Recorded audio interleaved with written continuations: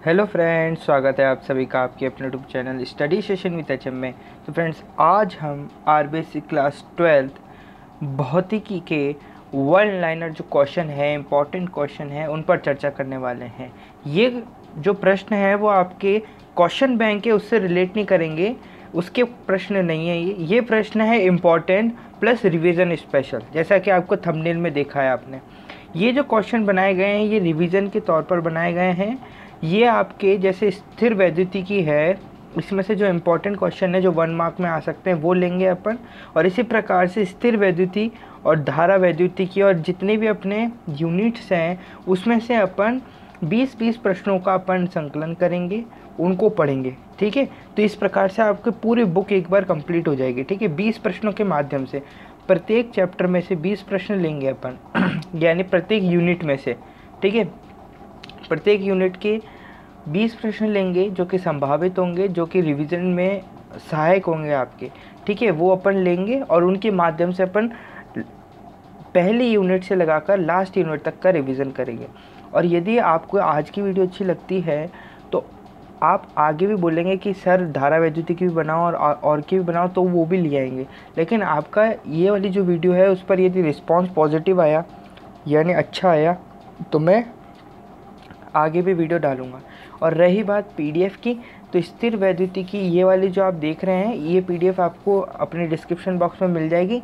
ठीक है, और इस पीडीएफ में बहुत सारी त्रुटियां होगी यानी शब्दों की त्रुटियां होंगी, इंग्लिश मीडियम वाले और जो हिंदी मीडियम वाले दोनों के लिए उपलब्ध होगी। ठीक है, तो मैं बता दूंगा आपको, और जो त्रुटियाँ हैं वो इस वीडियो में मैं सॉल्व कर दूंगा, तो आप वहाँ पर ध्यान रखना। ठीक है, बस थोड़ी सी मिस्टेक है, बाकी जो आंसर है वो तो सटीक है, लेकिन जो टाइपिंग है टाइपिंग मिस्टेक है थोड़ी। ठीक है, तो पहले अपन आज क्या करने वाले हैं, स्थिर वैद्युतिकी जो कि अपनी फर्स्ट यूनिट है भौतिक विज्ञान की, स्थिर वैद्युतिकी जिसे अपन स्टैटिक इलेक्ट्रिसिटी भी कहते हैं, उसके वन लाइनर क्वेश्चंस पर अपना ध्यान केंद्रित करेंगे। तो पहला क्वेश्चन है, विद्युत आवेश का क्वांटीकरण क्या है?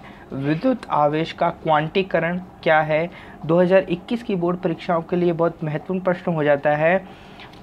विद्युत आवेश का क्वांटीकरण क्या है? क्या है देखें तो किसी निकाय का आवेश यानी कोई निकाय है उसका आवेश की न्यूनतम मात्रा जिसे इलेक्ट्रॉन का आवेश कहते हैं का पूर्ण गुणज होता है, अर्थात Q बराबर NE होता है, जहाँ पर N जो है वो पूर्ण गुणज 1, 2, 3 हो सकता है।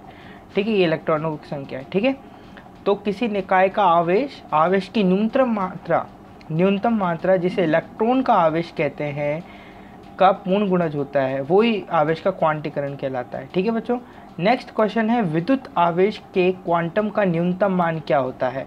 अभी हमने ऊपर पढ़ा कि किसी निकाय का आवेश की न्यूनतम मात्रा जिसे इलेक्ट्रॉन, तो इलेक्ट्रॉन का आवेश है ना, तो यहाँ पर इलेक्ट्रॉन का आवेश आ जाएगा। ठीक है, ये राइट आंसर आ जाएगा। इलेक्ट्रॉन का जो आवेश जो मात्रा होती है, परिमाण होता है उसका, वो कितना होता है 1.6 गुणा 10 की घात -19। ठीक है, ये -19 है। ठीक है, ये इस प्रकार की गलतियाँ मैं कह रहा था। ठीक है, जैसे ये यहाँ पर लिख रखा है ना।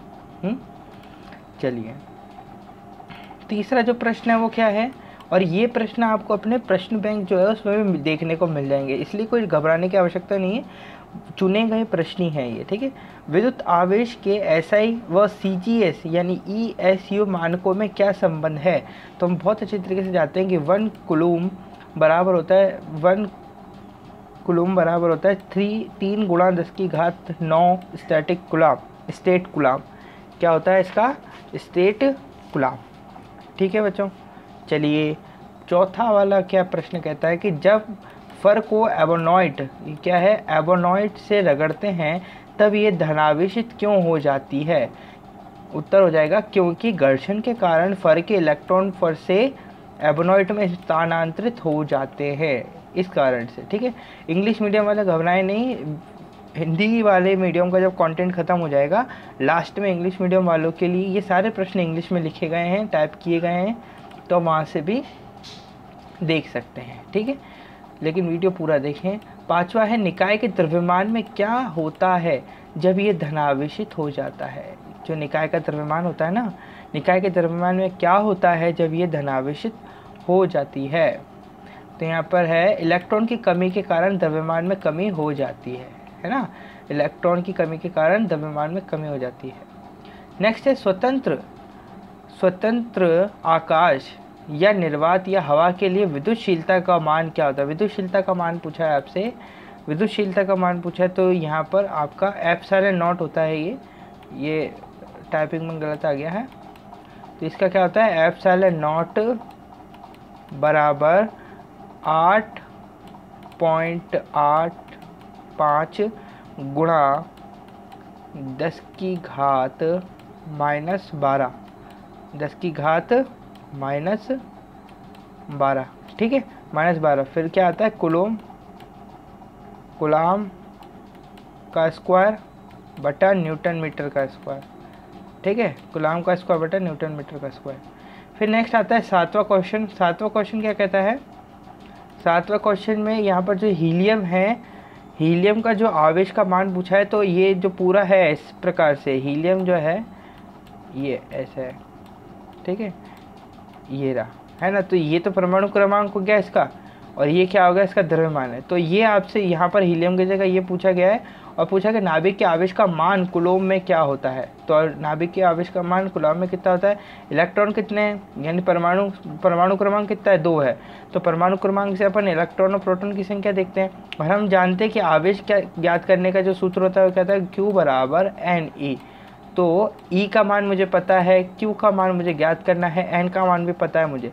N का मान क्या दर्शाता है, इलेक्ट्रॉनों की संख्या। तो कितने इलेक्ट्रॉन हैं, 2 इलेक्ट्रॉन हैं, ठीक है। तो 2 गुणा क्या हो जाएगा, आवेश का मान 1.6 गुणा 10 की घात -19, तो ये आंसर आ जाएगा राइट, ठीक है।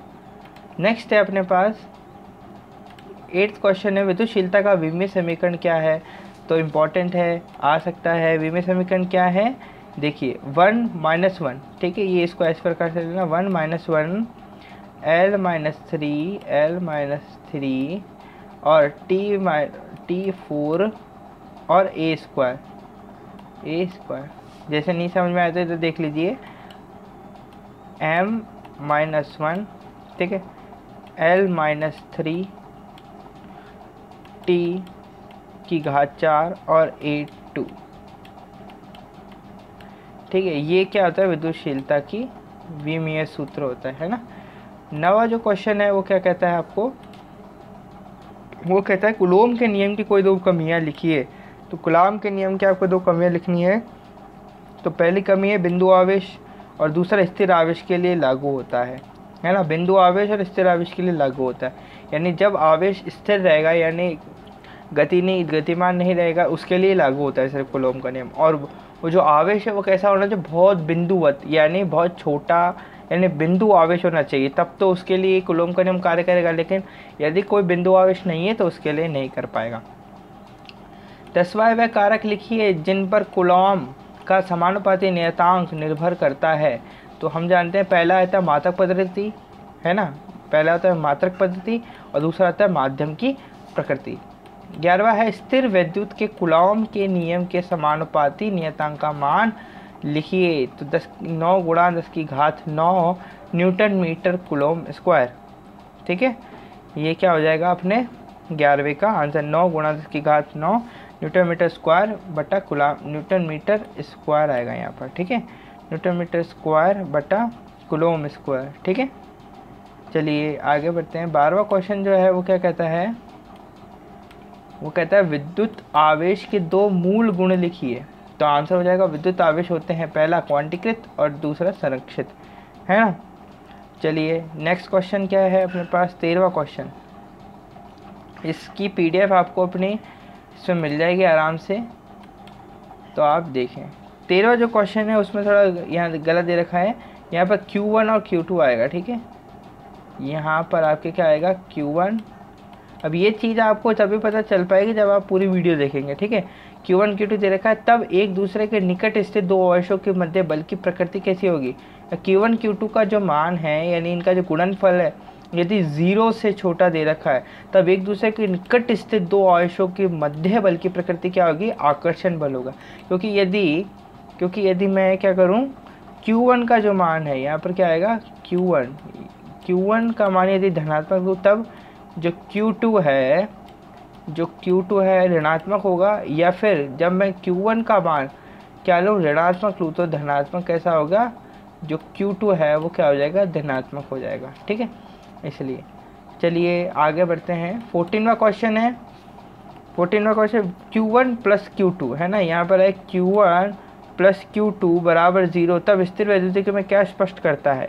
ये क्या स्पष्ट करता है, स्टेटमेंट जो आपको दे रखा है कि Q1 प्लस यदि Q2 0 है, क्या है, 0 है, तब ये स्टेटमेंट क्या प्रदर्शित करता है, यह समय का विद्युत आवेशों का बीजीय क्या बीजीय योग प्रदर्शित करता है तथा Q1 यहाँ पर क्या आएगा, तथा Q1 व Q2 आवेशों का परिमाण समान व प्रकृति विपरीत, ये प्रदर्शित करता है। ठीक है, नेक्स्ट है अपने पास, जब एक कांच की छड़ को रेशम के कपड़े से रगड़ते हैं तब यह 1.6 गुणा 10 की घात -13 कूलॉम का आवेश ग्रहण करती है।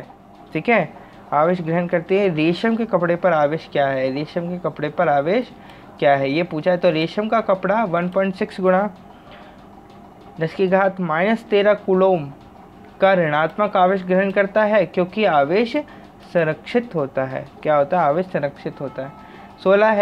16 क्वेश्चन है 1 कूलॉम, ये क्या है, 1 कूलॉम आवेश में कितने इलेक्ट्रॉन उपस्थित होते हैं, तो वो आपको बताना है। ये यहाँ पर इसको रफ करना है। ठीक है, तो 1 कूलॉम आवेश में कितने इलेक्ट्रॉन उपस्थित होते हैं, कौन बताएगा। तो इसका होता है, हम वही सूत्र लगाएंगे, Q बराबर NE वाला, Q बराबर NE लगाएंगे तो वहाँ से N बराबर Q/E हो जाएगा, और N बराबर Q/E हो जाएगा। तो जो रियल आंसर हो जाएगा वो कितना हो जाएगा, रियल आंसर कितना हो जाएगा, ये वाला। ठीक है ना, 6.25 गुणा 10 की घात 18 इलेक्ट्रॉन। ठीक है, जहाँ पर इलेक्ट्रॉन का मान कितना है, इतना है। ठीक है, 17वां जो क्वेश्चन है वो है आपके भैया, वह है एक निकाय 0.8 गुणा 10 की घात -19 कूलॉम का आवेश हो सकता है, उत्तर स्पष्ट कीजिए। तो यहाँ पर उत्तर स्पष्ट करना है आपको, तो यहाँ पर हो जाएगा नहीं, क्या हो जाएगा यहाँ पर, नहीं। किसी निकाय पर आवेश 17वां है, किसी निकाय पर आवेश इलेक्ट्रॉन के आवेश का पूर्ण गुणज होता है, और ये जो है वो पूर्ण गुणज नहीं दर्शा रहा है, इसलिए। ठीक है, चलिए नेक्स्ट क्वेश्चन है आपके पास। नेक्स्ट क्वेश्चन है क्वेश्चन नंबर 18।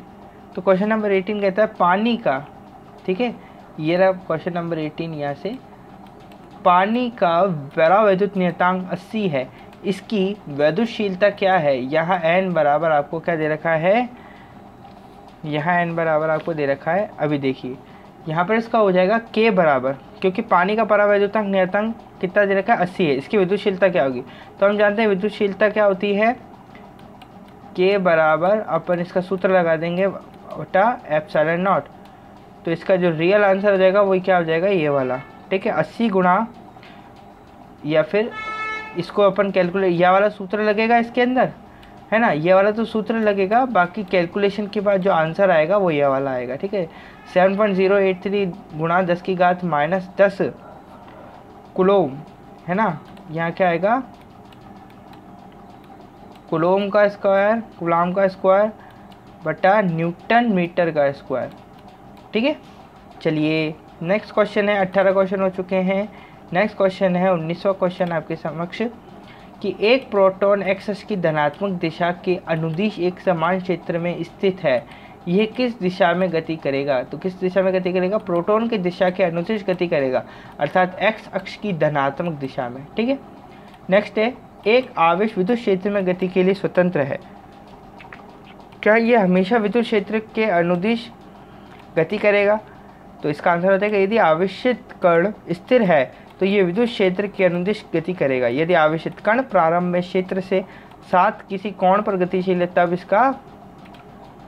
इसका परिणामी पथ विद्युत क्षेत्र के अनुदिश नहीं होता है। तो ये तो यहाँ पर हिंदी मीडियम वालों के लिए हुआ, ये इंग्लिश मीडियम वालों के लिए है पूरा का पूरा कंटेंट। और इसकी जो PDF है आपको अपने डिस्क्रिप्शन बॉक्स में मिल जाएगी। कोई गलती हो इसमें तो आप सुधार कर लें, बाकी आंसर आपको थोड़ा सा ध्यान देंगे तो आपको मिल जाएगा इसी के अंदर। ठीक है, और यदि आपको ऐसी वीडियो चाहिए हो तो कृपया नीचे कमेंट बॉक्स में बोल देना कि भैया सर आप बना दो, तो हम वो बनाने की पूरी कोशिश करेंगे, ठीक है। और कैसा लगा और कोई इम्प्रूवमेंट की आवश्यकता है तो वो भी बता देना कि सर ये थोड़ा इम्प्रूवमेंट करो यहाँ पर, तो वो बता देंगे, ठीक है। चलिए, धन्यवाद एंड गॉड ब्लेस यू।